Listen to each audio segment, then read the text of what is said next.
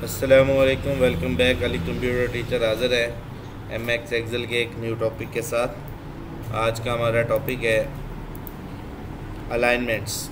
अगर हमने टेक्स्ट पर काम कर लिया है और हम अपने टेक्स्ट की अलाइनमेंट करना चाहते हैं, हमारे सेल खुले हैं और हम अलाइनमेंट करना चाहते हैं, तो वो अलाइनमेंट्स कैसे करते हैं, तो उसके हवाले से हम सीखेंगे कि अगर हमने अलाइनमेंट करनी हो किस अंदाज से करेंगे। मैं शेडिंग ऑफ कर देता हूँ ताकि आपको समझाने में आसानी हो, और आसपास मैं बॉर्डर लगा देता हूँ ताकि आपको कवर करने में भी आसानी हो।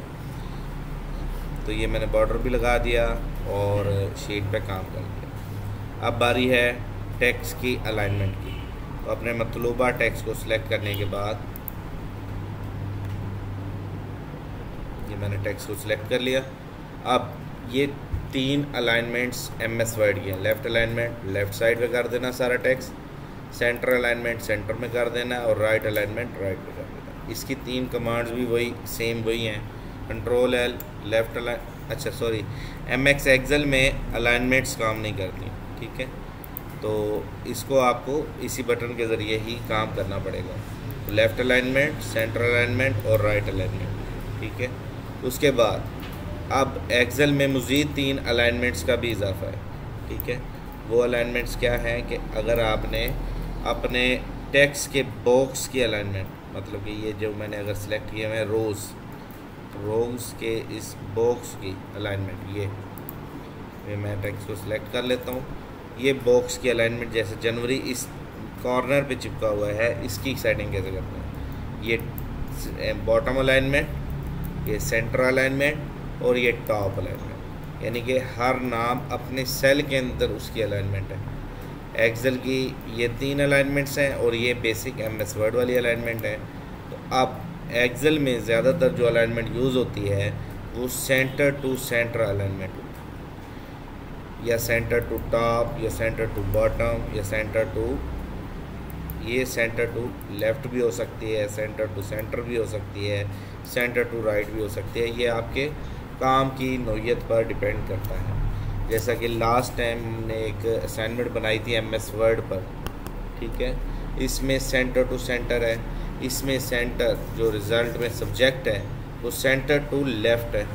तो यहाँ से अलाइनमेंट सेंटर होगी और यहाँ से टेक्स्ट की सेंटर होगी और यहाँ की लेफ़्ट होगी।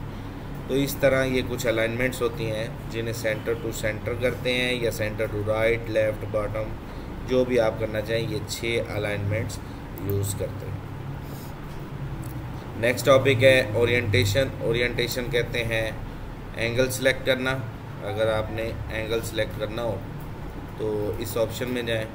यहाँ से अगर आपने एंगल देना है क्लॉकवाइज इस साइड पे, तो ये यूज़ करेंगे, तो ये सारा टेक्स्ट आपका क्लॉकवाइज हो जाएगा। और आपने अपना टेक्स्ट एंटी क्लॉकवाइज करना है तो ये एंटी क्लॉकवाइज इस साइड पे, और इसी तरह वर्टिकल करना है तो लंबाई के रूप में तो ये वर्टिकल। लेकिन इसके लिए शर्त ये है कि आपको टेक्स्ट अपना खुला करना पड़ेगा, ठीक है। इसी तरह दोबारा मैं यहाँ से कुछ सिलेक्ट कर लेता हूँ। नेक्स्ट टॉपिक है हमारा कि अगर हमने टेक्स्ट को रोटेट अप टेक्स्ट करना है, ठीक है। रोटेट अप टेक्स्ट कहते हैं अपने टेक्स्ट को घुमा देना, दाएं जानब या बाएं जानब। तो अपने टेक्स्ट को घुमा देने के अमल को रोटेट अप टेक्स्ट कहते हैं। तो रोटेट अप टेक्स्ट का ये बटन है, ये ज़्यादा बटन यूज़ होता है रोटेट अप टेक्स्ट। टाइम, जगह, सफ़ा बचाने के लिए हम ये वाला यूज़ करते हैं।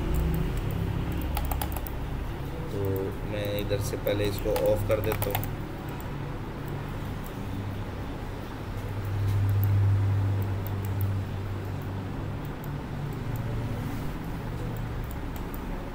तो अपने टेक्स्ट को सिलेक्ट करने के बाद अपने मतलूबा टेक्स्ट को सिलेक्ट करें, ओरिएंटेशन के टॉपिक में आए, ये रोटेट टेक्स्ट आप इस पर क्लिक कर दें तो आपका सारा टेक्स्ट एक साइड पे चिपक जाएगा, और आप अपने इन कॉलम्स को तंग भी कर सकते हैं, जिसकी नेक्स्ट आपको असाइनमेंट मिलने वाली है, जो नेक्स्ट डे आपने असाइनमेंट बनानी है। तो इससे ये देखें कितने कॉलम छोटे हो गए और हमारे पास कितना पेज अवेलेबल है, और अब हम इसमें काम कर सकते हैं। इसी तरह फिर मतलूबा टेक्स्ट सेलेक्ट किया और ओरिएंटेशन में गए, रोटेट अप टेक्स्ट डाउन, इस साइड से टेक्स्ट को घुमाना है तो ये वाला यूज़। तो ये हमारे 6 टॉपिक थे, 2 2 4 5 टॉपिक।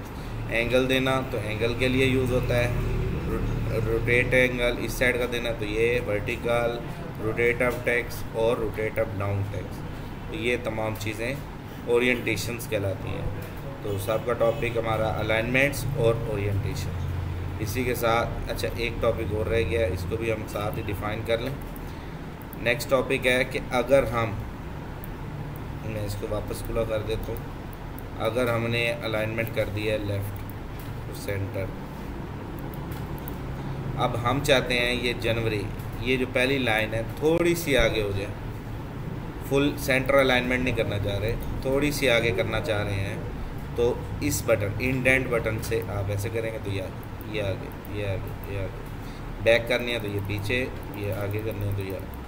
तो इस अमल को कहते हैं इंक्रीज़ इंडेंट और इसको कहते हैं डिक्रीज़ इंडेंट, वापस करना और ये कहें आगे करना। तो यही था आज का हमारा topic, increase indent, decrease indent, orientation and alignment. और साहब का हमारे ये सारे टॉपिक कवर हुए। बीच में कल नेक्स्ट जो है आप लोग एमएक्स एक्सेल की फर्स्ट असाइनमेंट बनाएंगे, ओरिएंटेशन असाइनमेंट, जिसका काम अलाइनमेंट्स पे होगा मुश्तमिल, ओरिएंटेशन पे, इंडेंट्स पे, बॉर्डर, शेडिंग, ये सारे बटन यूज़ होंगे। और फर्स्ट लेक्चर आपका खुला करना, तंग करना और ड्रैगिंग टेक्स्ट पे प्रैक्टिस पे मुनसर होगा। उम्मीद करता हूँ कि आप लोग ज़रूर उसको बनाएंगे। कल मिलते हैं एक न्यू टॉपिक के साथ, न्यू असाइनमेंट के साथ। तब तक के लिए इजाज़त, अल्लाह हाफ़िज़। वली कंप्यूटर टीचर फ्रॉम बहावल।